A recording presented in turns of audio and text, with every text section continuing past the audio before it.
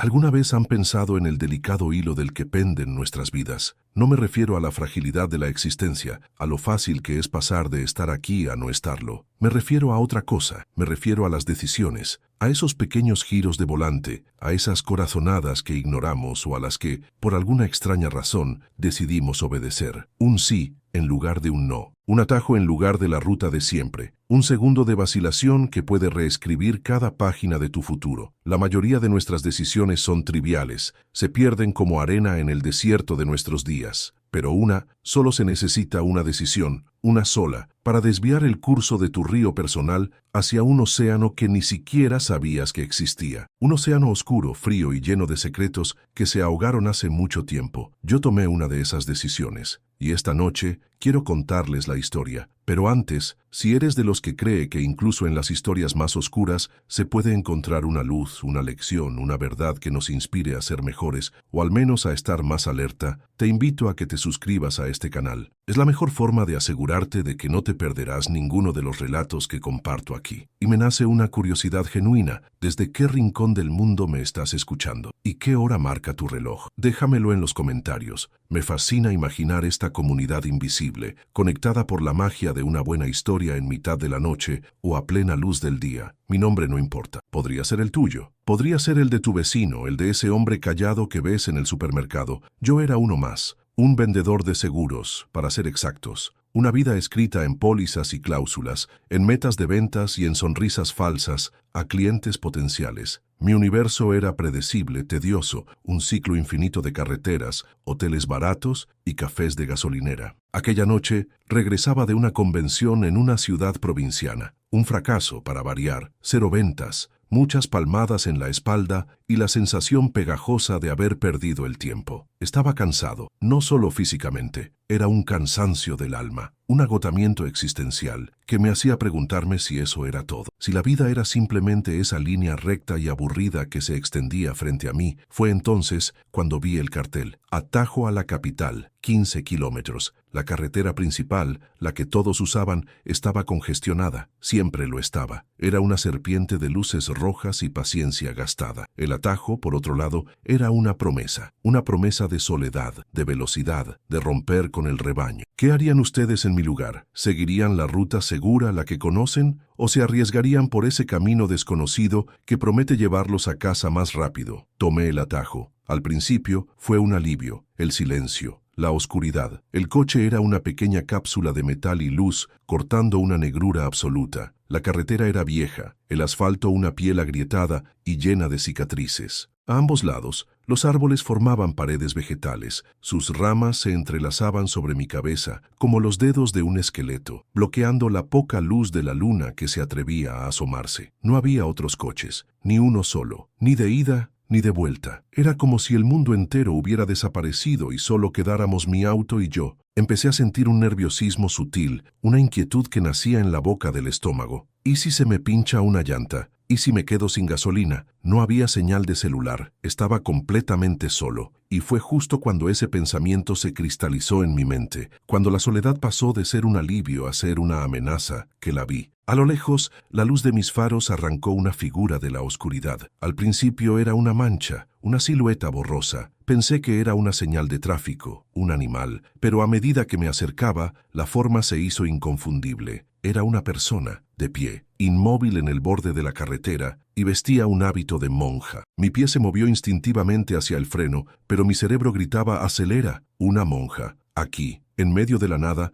a una hora que ya coqueteaba con la medianoche. Era una ecuación que no tenía solución lógica. Mi mente, entrenada para calcular riesgos, se disparó. Podía ser una trampa, un señuelo para un asalto. Historias que uno lee en los periódicos, leyendas urbanas que te cuentan para que no confíes en nadie. Pero mientras pasaba a su lado, mi mirada se cruzó con la suya. Solo fue un instante. No pude ver su rostro con claridad. Estaba semioculto por el velo, pero vi sus ojos. Y en esos ojos vi algo que desarmó todas mis defensas. No era malicia. Era un pánico puro. Una desesperación tan profunda que me golpeó como una ola física. Vi la mano que tenía extendida, no como quien pide un aventón casual, sino como quien se está ahogando y busca una última tabla de salvación. Frené en seco. Unos 20 metros más adelante, el coche se detuvo en un silencio que fue violentamente roto por el latido de mi propio corazón. Miré por el espejo retrovisor. La figura seguía allí inmóvil, como una estatua de sal en la noche. Aquí viene la segunda decisión de la noche, la que de verdad importó: bajar el seguro o pisar el acelerador y no mirar atrás, dejarla en esa oscuridad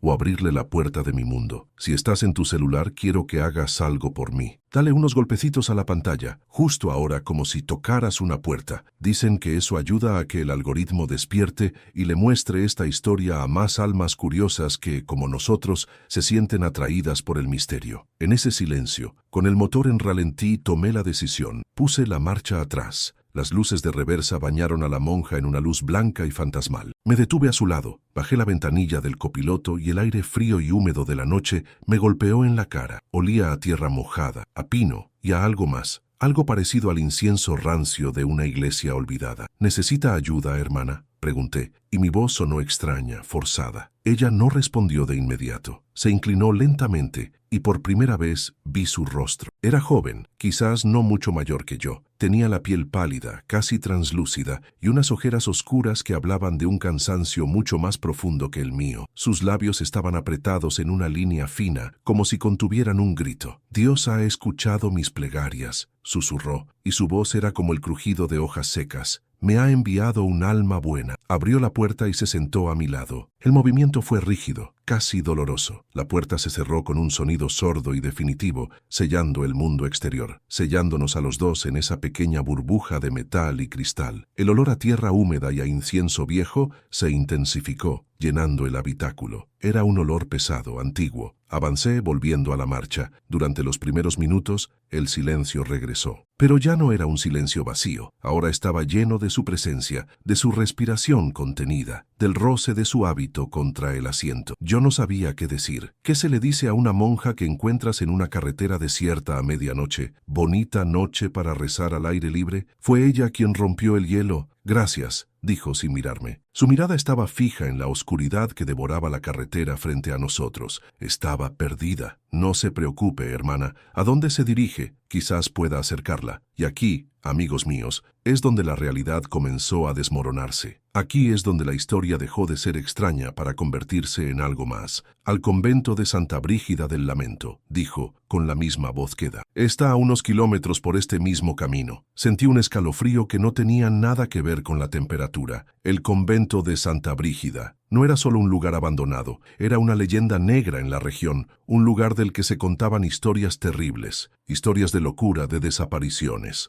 Un lugar que la propia iglesia había excomulgado, por así decirlo, cerrándolo y prohibiendo el acceso hacía más de 30 años. La gente del pueblo más cercano decía que por las noches se escuchaban lamentos, que se veían luces en las ventanas de la capilla en ruinas. «Hermana, con todo respeto», empecé tratando de encontrar las palabras adecuadas. Ese lugar lleva décadas cerrado. Está en ruinas. No hay nadie allí». Ella giró su cabeza lentamente hacia mí. La luz intermitente de los postes de la carretera dibujaba sombras danzantes en su rostro pálido, y por primera vez vi una lágrima solitaria trazar un camino brillante sobre su mejilla. «Usted no lo entiende», dijo, y su voz se quebró. «Hay almas que nunca se van. Hay pecados que anclan un espíritu a la tierra con más fuerza que cualquier cadena». Hizo una pausa, y luego me clavó una pregunta que se sintió como una daga de hielo en el pecho. «¿Usted cree en el infierno, hijo mío? No en el de fuego y azufre que nos pintan en los sermones, sino en un infierno personal, uno que construimos en vida con nuestras acciones y nuestras omisiones». Me quedé sin palabras. ¿Qué podía responder a eso? El ambiente en el coche se había vuelto denso, casi irrespirable. La conversación había dado un giro de 180 grados hacia un abismo que yo no estaba preparado para explorar. «Yo», balbuceé, «soy un hombre de seguros, hermana. Creo en las probabilidades, en los riesgos calculables». Una sonrisa triste, casi imperceptible, se dibujó en sus labios. «Las probabilidades no pueden calcular el peso de un alma culpable. El riesgo no puede medir la profundidad del arrepentimiento». Continuó hablando, y su voz era ahora un murmullo hipnótico, una confesión que parecía haber estado guardada durante una eternidad. Me contó la historia del convento, no la oficial, la de los problemas estructurales y la falta de vocaciones. Me contó la verdad. Me dijo que Santa Brígida no fue un convento cualquiera. Fue un lugar donde bajo el manto de la piedad, se había gestado un nido de oscuridad. Un pequeño grupo de hermanas, las más antiguas y respetadas, habían formado un círculo secreto. Se hacían llamar las hijas de Caín. Creían que el pecado original no fue una caída, sino un acto de liberación, y que a través de ciertos rituales, de una teología retorcida y prohibida,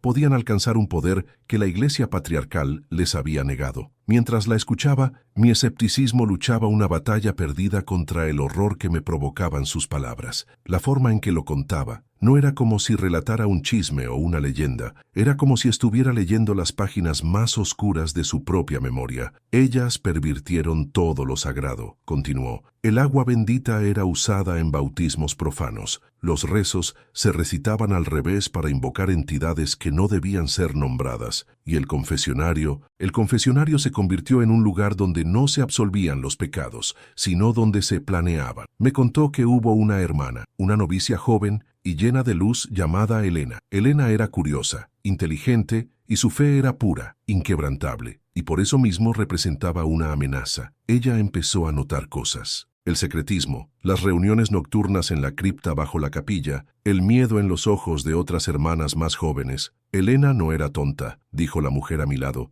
y por un momento su voz se llenó de una extraña admiración. Unió las piezas, descubrió la verdad sobre las hijas de Caín y cometió el error de enfrentarlas. Les dijo que si no detenían su herejía, iría directamente al obispo. Mi agarre sobre el volante se hizo más fuerte. La carretera parecía haberse vuelto más oscura, los árboles más amenazantes. ¿Y qué pasó con ella?, pregunté, aunque una parte de mí no quería saber la respuesta. La monja guardó silencio durante un largo instante. El único sonido era el zumbido del motor. La versión oficial, dijo finalmente, es que la pobre hermana Elena, en un ataque de melancolía y duda espiritual, se quitó la vida. Se dijo que se había colgado de una viga en el campanario, una tragedia, un alma perdida. Pero eso no fue lo que pasó, ¿verdad?, dije, afirmándolo más que preguntándolo. No, respondió ella, y su voz era apenas un soplo de aire helado. A Elena la silenciaron, la llevaron a la cripta, el corazón de su oscuridad, y allí la juzgaron según sus propias leyes retorcidas.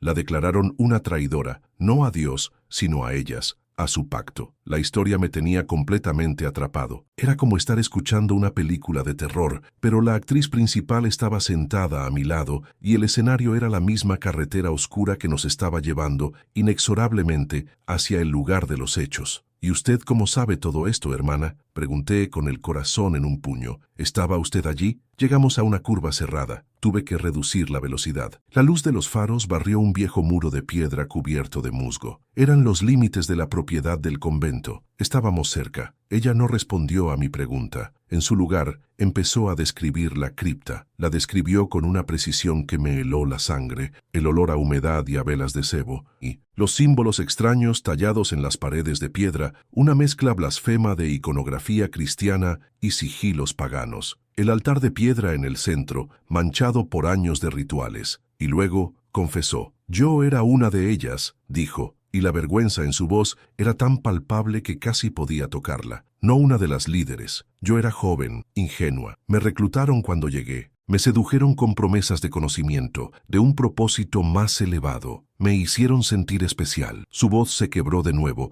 ahogada por un sollozo que luchaba por no salir. Me sometieron a una iniciación, un juramento de sangre y silencio. Estaba aterrorizada, pero tenía más miedo de ellas que de Dios. Para cuando me di cuenta de la verdadera naturaleza de su culto, ya era demasiado tarde. Ya era cómplice. Sentí una oleada de compasión mezclada con repulsión. La mujer a mi lado no era solo una monja asustada, era parte de la monstruosidad que me estaba describiendo. La noche que sentenciaron a Elena, continuó, y ahora su mirada estaba perdida en sus propios recuerdos, en el infierno personal del que me había hablado. Me obligaron a estar presente. Querían que todas fuéramos testigos, que todas tuviéramos las manos manchadas para que ninguna pudiera traicionar a las demás. Describió la escena. Elena, de rodillas ante el altar de piedra, desafiante, a pesar del terror en sus ojos. Las otras hermanas, con sus rostros impasibles recitando una letanía profana. La líder del círculo, la madre superiora, sosteniendo un objeto ceremonial. Yo no participé en el acto físico, susurró,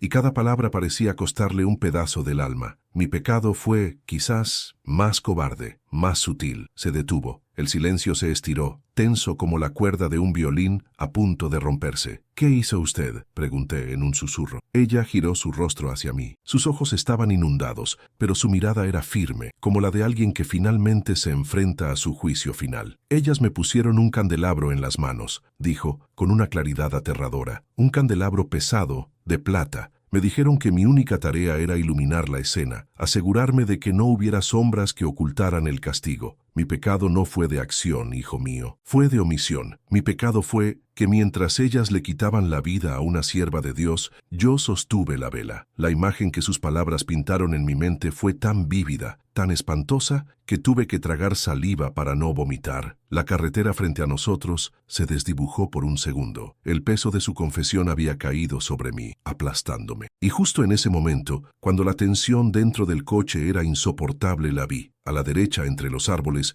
una estructura negra se recortaba contra el cielo, apenas menos negro. Un campanario decapitado, ventanas como cuencas vacías. Habíamos llegado al convento de Santa Brígida del Lamento. Hay confesiones que alivian el alma, y hay confesiones que la condenan. Pero ¿se han preguntado alguna vez si existe un tercer tipo? Una confesión que no busca el perdón, sino que actúa como un arma. Una historia contada no para liberar al pecador, sino para atrapar al oyente, para hacerlo partícipe, para arrastrarlo a la misma oscuridad de la que el narrador intenta escapar. La confesión como un ancla, como una maldición compartida. Yo sostenía el volante de mi coche, pero ya no sentía que tuviera el control. Era un simple espectador en mi propia vida, escuchando un relato que desdibujaba la línea entre la locura y una realidad demasiado espantosa para ser cierta. Yo sostuve la vela. Esas 4 palabras resonaban en el pequeño espacio del auto, cargadas con el peso de una vida arrebatada y un alma que se había perdido en el proceso. Mi primer impulso fue detener el auto, abrir la puerta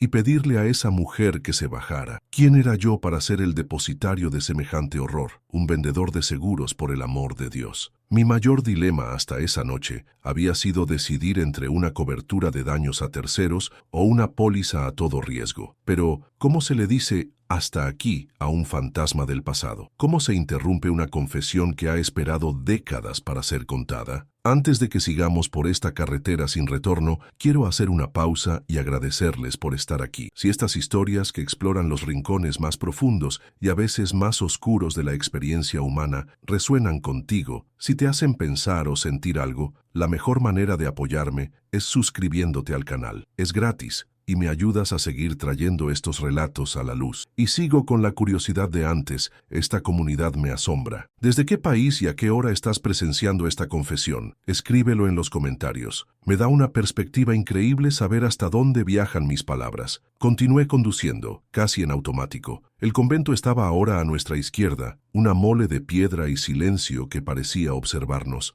¿Por qué ahora?, se pregunté, y mi voz sonó ronca. ¿Por qué huir esta noche? ¿Por qué contármelo a mí? Ella apartó la mirada de la ventana y me observó. La lágrima solitaria de antes se había secado, pero sus ojos seguían siendo 2 pozos de una tristeza insondable. «Porque esta noche el círculo se cierra», dijo, y un temblor violento sacudió su cuerpo. Las hijas de Caín no solo practicaban rituales, creían en ciclos, en la numerología, en fechas de poder. Esta noche se cumple un aniversario de sangre que exige más sangre para renovar su pacto. Mi mente trabajaba a toda velocidad, tratando de encontrar un ancla lógica en ese mar de locura. ¿Un aniversario? ¿De qué? Del sacrificio de Helena, respondió. Y ellas decidieron que la mejor manera de honrar su victoria sobre la luz era sacrificar al último testigo, al eslabón más débil, a la que sostenía la vela. Su voz se redujo a un susurro aterrorizado. La próxima ofrenda era yo. Fue entonces cuando la historia dejó de ser un relato del pasado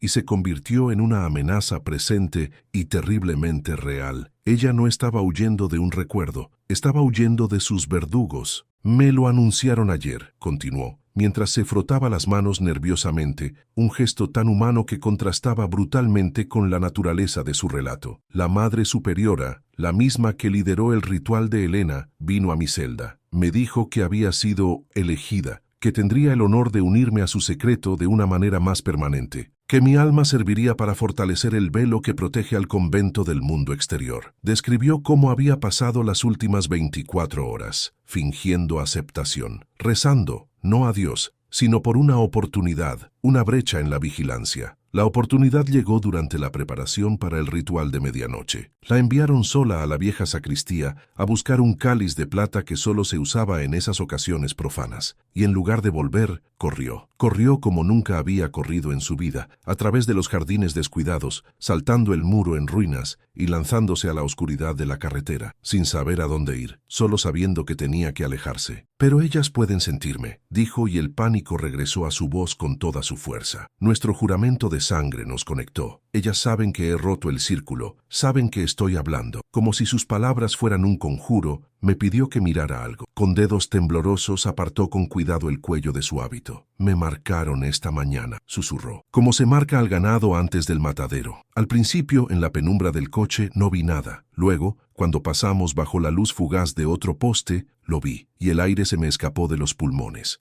No era un moretón ni un rasguño, era una marca de un rojo violáceo, perfectamente dibujada sobre la piel pálida de su cuello, justo sobre la clavícula. Parecía una quemadura reciente. El símbolo era extraño, antinatural, dos lunas crecientes unidas en el centro por una flecha que apuntaba hacia abajo. Era un emblema de una maldad precisa y deliberada. Ver esa marca lo cambió todo. Ya no era una historia, era una prueba. La piel de gallina me recorrió los brazos y la nuca. El miedo dejó de ser una emoción y se convirtió en una presencia física dentro del coche, tan real como la mujer sentada a mi lado. Y justo en ese instante, en el preciso momento en que mis ojos se fijaban en esa marca impía, algo cambió en mi espejo retrovisor. ¿Saben esa sensación cuando están solos en una carretera oscura y de repente aparecen unas luces detrás de ustedes? Es un pequeño sobresalto, una ruptura en la monotonía, pero esto fue diferente. Esas luces no aparecieron a lo lejos para luego acercarse gradualmente. Simplemente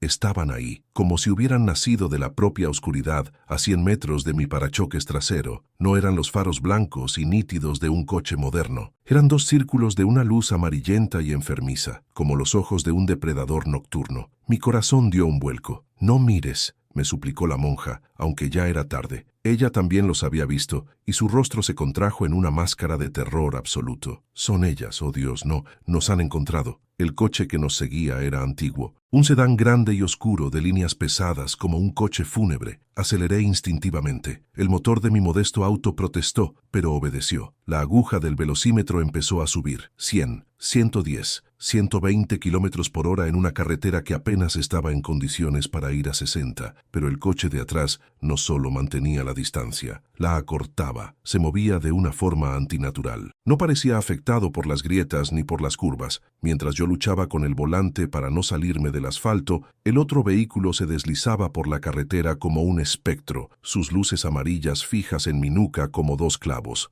«¡Más rápido!», gritaba ella, agarrándose al salpicadero con tanta fuerza que sus nudillos estaban blancos. «No dejes que nos alcancen». ¿Qué se supone que haga un hombre en esa situación? Un vendedor de seguros cuya máxima descarga de adrenalina solía ser una taza de café demasiado cargado. Estaba viviendo una película de terror y no había ningún botón de pausa. Si estás en tu celular, necesito que hagas algo por mí. No es un like, es algo más. Quiero que lo sacudas un poco, que lo hagas vibrar, como si intentaras despertar a alguien de una pesadilla. Dicen que esta interacción le da un impulso a la historia, que la empuja a llegar a más gente que, como nosotros, necesita escucharla. La persecución duró lo que pareció una eternidad, pero debieron ser solo un par de minutos, 2 minutos de puro infierno. El sonido del viento, el rugido de mi motor forzado, los gritos ahogados de la monja y el brillo implacable de esas dos luces amarillas en el espejo. Y entonces, cuando pensé que nos alcanzarían, que chocarían contra nosotros o nos sacarían de la carretera, ella gritó algo que me pareció una locura. «Gira, entra ahí», gritó señalando hacia los portones de hierro del convento que ahora estaban justo a nuestro lado. «¿Qué? ¿Está loca?», le respondí. «¿Quiere que nos metamos en la boca del lobo? Es el único lugar», insistió, con una desesperación que bordeaba la demencia. No entiendes, su poder está ligado a ese lugar, pero también su debilidad. El mal debe ser confrontado en su nido. Es nuestra única oportunidad. No tenía tiempo para pensar. El coche fúnebre estaba casi pegado a mi parachoques trasero. Tomé la decisión más ilógica y aterradora de mi vida. Giré el volante bruscamente. Las llantas chirriaron sobre el asfalto y enfilé el coche hacia los portones abiertos del convento, que colgaban de sus goznes como mandíbulas rotas. Entramos en la propiedad y la sensación fue inmediata. El aire se volvió más frío, más pesado. Conduje por un camino de grava devorado por la maleza, flanqueado por estatuas de santos a los que el tiempo y el musgo les habían robado los rostros. Al fondo,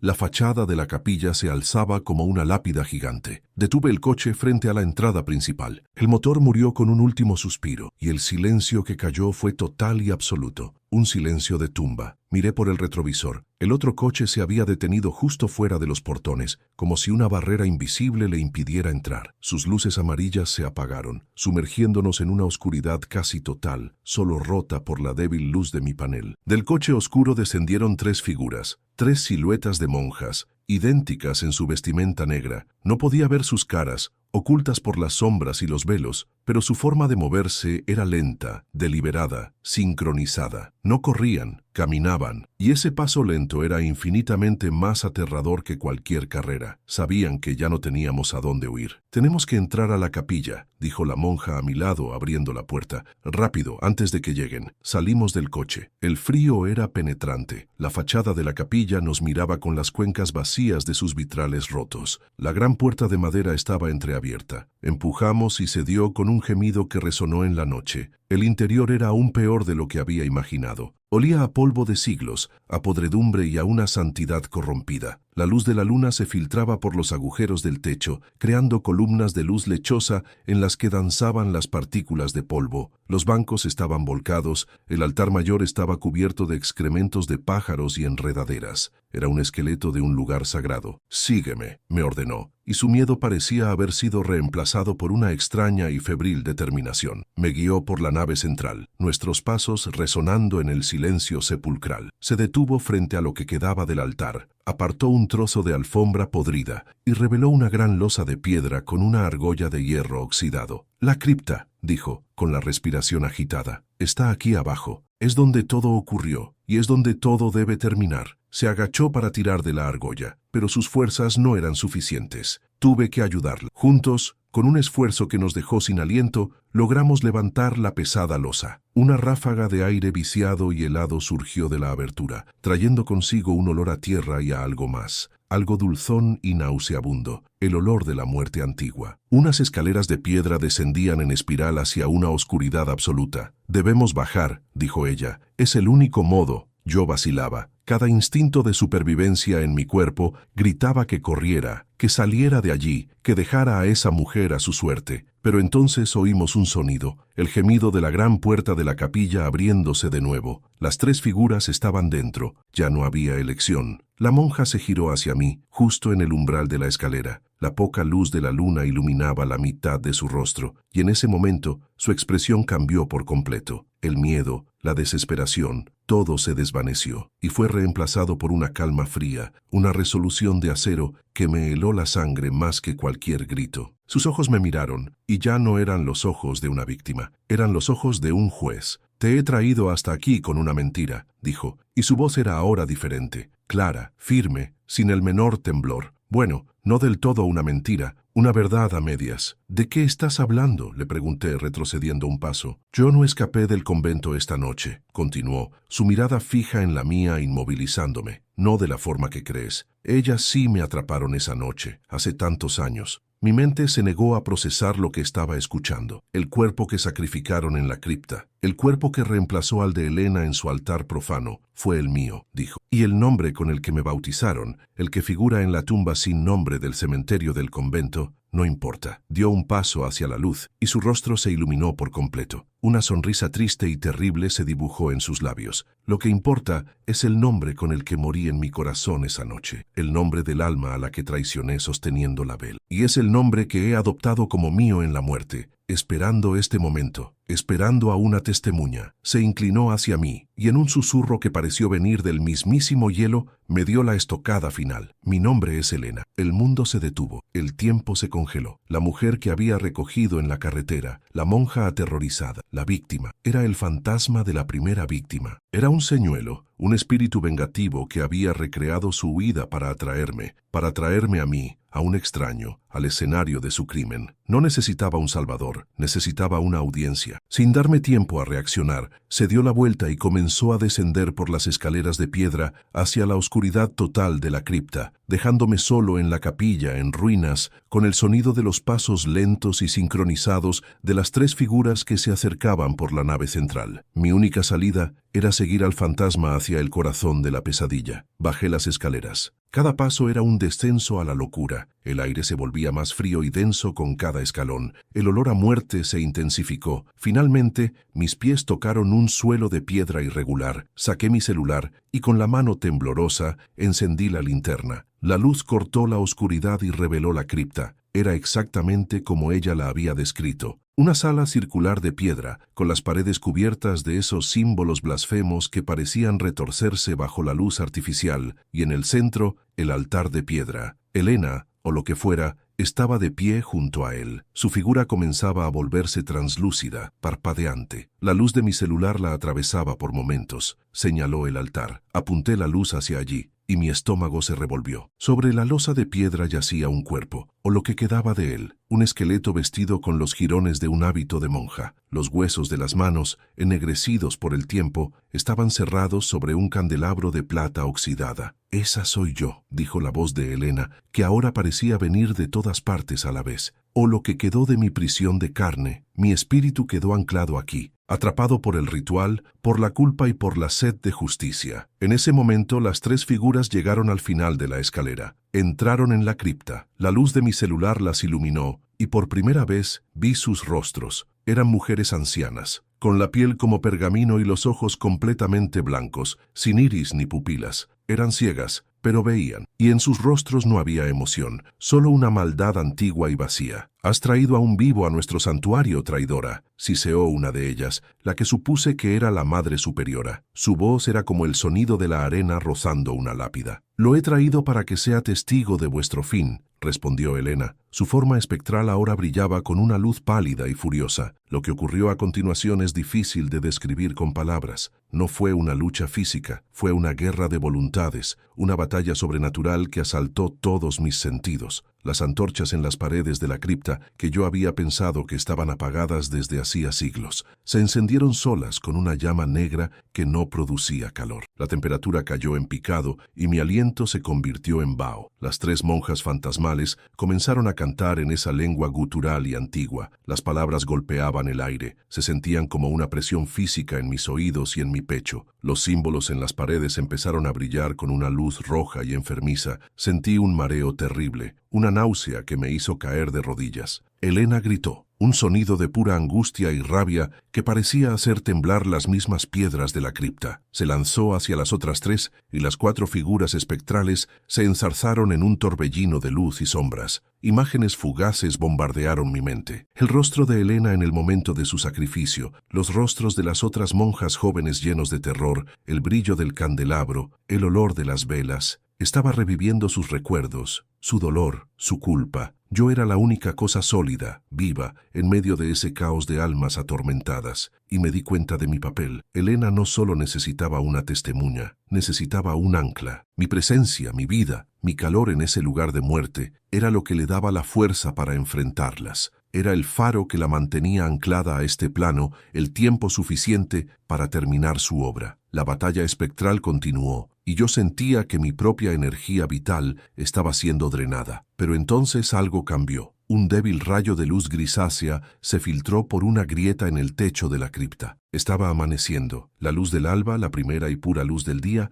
tocó el altar de piedra. Las tres monjas oscuras gritaron, un grito inhumano, lleno de dolor y sorpresa. La luz del sol era un veneno para ellas, un ácido sagrado que disolvía su esencia maligna. Sus formas comenzaron a deshacerse, a convertirse en humo negro y ceniza que se desvaneció antes de tocar el suelo. En cuestión de segundos desaparecieron. El silencio regresó a la cripta. un silencio absoluto, limpio. Elena quedó flotando sola en el centro de la sala. Se giró hacia mí. Su forma translúcida era ahora de una luz blanca y pacífica. La furia y el dolor habían desaparecido de su rostro. Me miró y en sus ojos vi, por primera y única vez, gratitud. Gracias, susurró su voz en mi mente. Ahora puedo descansar. Levantó la vista hacia la grieta en el techo, hacia ese solitario rayo de sol, y con una última sonrisa serena, su figura se disolvió en miles de partículas de luz que ascendieron y desaparecieron, dejando la cripta en silencio, habitada solo por un vendedor de seguros aterrorizado